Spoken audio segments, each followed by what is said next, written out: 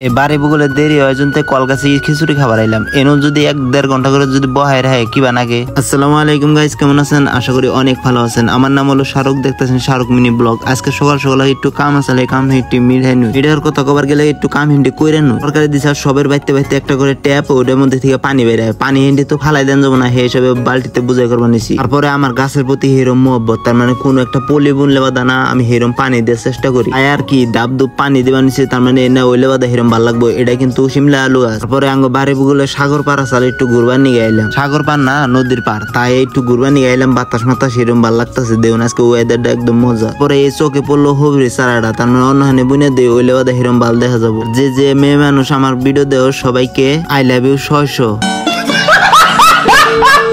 কমেন্টে রিপ্লাই দিয়ে যাইও। তারপরে বড় ভাই আয় বললো আমরা গেতেছি এখন কলগাছি, তার মানে খিচুড়ি খাবার নিয়ে। আমরা কিন্তু খিচুড়ি খাবার গেতেছি, তার মানে কলগাছি। এই সাইডের রাস্তাটা হিরম ভাল লাগে।